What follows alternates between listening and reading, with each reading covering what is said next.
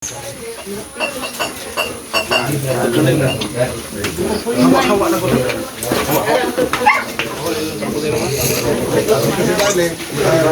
na yun lahat? Asa niya nilalagay? Gain pa nga ni Bidre. Oh, hinahinay. Hinahinay na lang.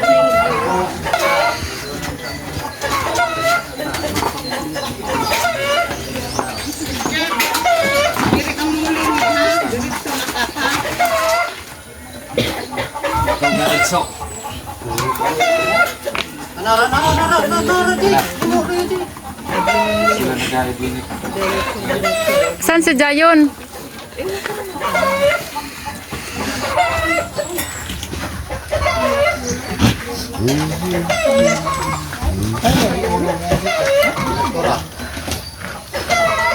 Bilisin na lang yan.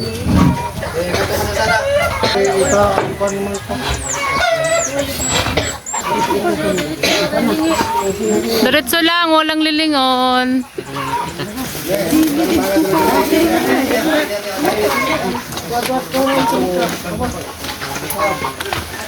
Marag wag kang lilingon na, diretso lang.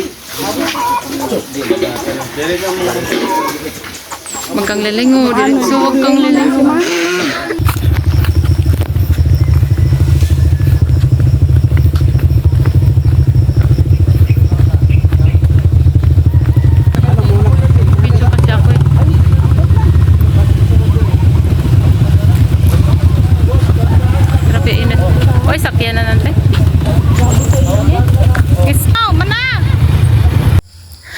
Sobrang init.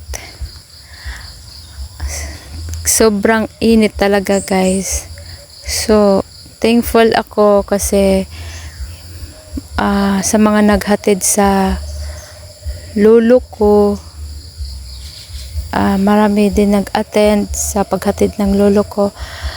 And sobrang init, guys. Lahat po kami naglalakad. Yung iba kasi nagsakay kasi may mga motor. So, yung inarkila kasi namin na dapat hindi yung naglalakad, mga naghahatid sa lolo ko. So, yung inarkila kasi namin na truck, nasira po yung gulong kaya hindi siya nakapag yun po yung sabi sa amin, nasira daw yung gulong. Kaya lahat po na naghatid, lakad-lakad na lang kami. So, may second options kasi ako noon na mga tricycle na lang ang i-arkila ba namin ba, kasi yung iba wala kasing masakyan.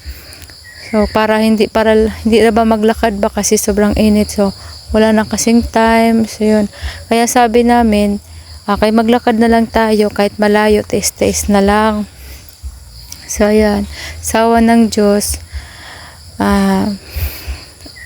nakarating din naman kami sa church, then nahatid din naman namin ng lolo namin ng maayos. Thankful din ako kasi hindi umulan, kaya kasi kung umulan yun, lahat kami basa. Pero thankful ako kasi mainit ang paghatid namin sa lolo namin dun sa sementeryo. So ayan po yung church namin, guys. I am the Church of Jesus Christ. I am the Church Latter-day Saints, Church of Jesus Christ of Latter-day Saints na church po. Mormons po yan. So yan po, pinasok na yung lolo namin sa church kasi meron po kaming viewing po. So yung mga message po namin din sa lolo namin, binukod ko lang po kasi hindi ko po pwede kasi medyo mahaba-haba na yung videos. Kaya ibubukod ko lang yung mga yung mga pinagsama ko lang, yung mga lang, yung So ayan po, yung lola ko, iyak siya ng iyak kasi nga wala na daw yung lolo ko. So ayan, ito yung naghawak sa kanya, pinsan ko po yan. Tapos yung babae po, tita ko po yan. Tapos iyak na iyak siya. Tapos sobrang nawa ko sa lola ko kasi yung lolo ko talaga, hindi talaga naman in-expect na mamamatay siya kasi ang lakas pa niya. So sobrang lakas pa niya, tapos hindi namin expect, kaya maraming nag-ano. So ayan, hatid na namin yung lolo namin guys, lumabas na kami sa church. And then sobrang init talaga. So ayan po si Brother Monteliano po, yung naka-white po na naka-kurbata. Si Brother Monteliano po yan. Close po yan ng lolo ko. Sa Brother Monteliano. Sila po yung close na sa member. And lahat naman ng member close ng lolo ko. Pero mas ano sila, parang mas close pa sila. Kaya ayun, tingnan mo. And then, ayun yung, kung tingnan mo yun guys, yung konti lang yung mga motor kasi yun lang ang mga nagsakay lang talaga may mga motor.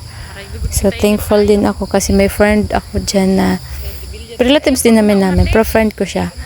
Naghatid din siya sa lolo ko. Then siyang ex ng kuya ko, naghatid din siya. So tapos meron pa doon sa labas guys, mga tao sa labas ng gate. Nandoon sila nag-aantay doon. Kasi hindi na sila pumasok dito sa simbahan. Doon lang sila sa labas.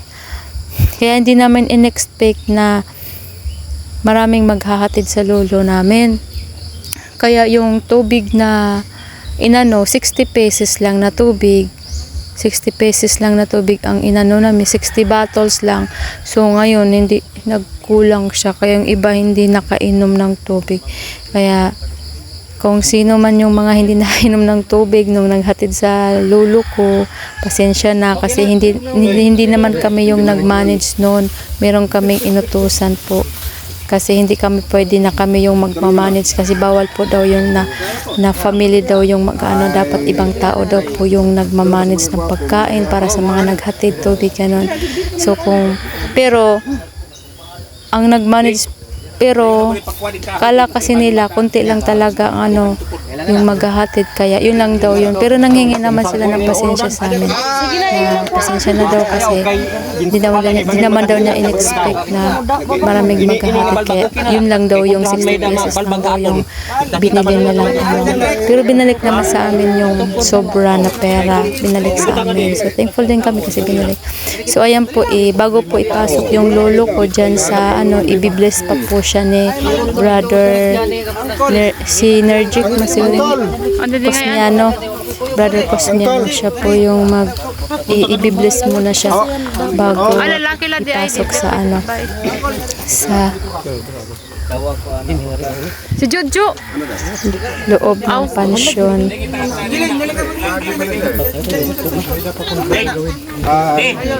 So thank you guys for watching. Okay na. Kuya, hay na naman kong pabili. Ulong. Makapot gapon kami dere. Heavenly Father, by the authority of the Holy City Priesthood, which we hold, we dedicate and consecrate the burial plot as the resting place for the body of Faustino Mendoza Haluber. We praise that the place will be hallowed and protected until the resurrection. Heavenly Father, ipapangaro naman na imo nga i-bless mo ang family ni tatay nga iyan nabiyaan. I-bless mo hirang tanan, tagaan mo hirang kabaskog, ba pa hirang pandawas, ang tagaan mo pa hira ang taas na kinabuhi ang kalibutan. Ang nga tanan ako nagbibilin sa pangalan sa Kristo. Amen. Amen. Okay na? Okay na? Sige, okay na. Wa may barala na. Kahoy. Alig mo to na ng kanto. Ante, didi ka ante kay bengkalo. Gigi. Baway Gigi mo dawat Gigi. Baral buong nga kahoy lingin. Gigi, ayaw dida. Diri ka. Gigi, bangin at matabang-tabang kanina. Diri ka pwede. So gina, naibaral ang lingin kahoy.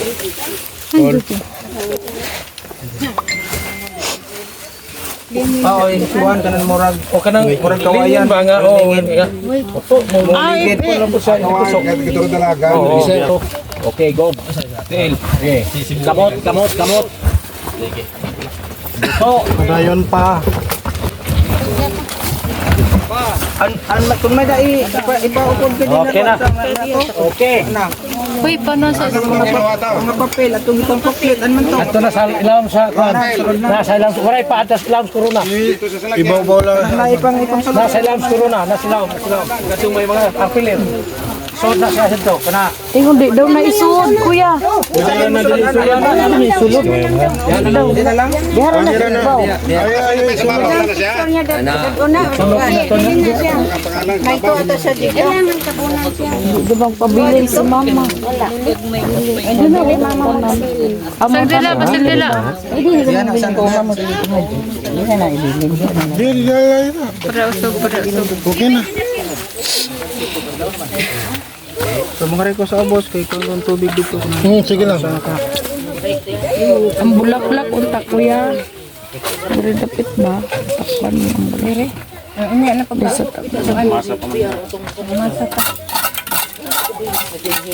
Okay na yan. Naalo dito ang snack, sila na lang. Happy na yan ni Papa. Ayaw, anay.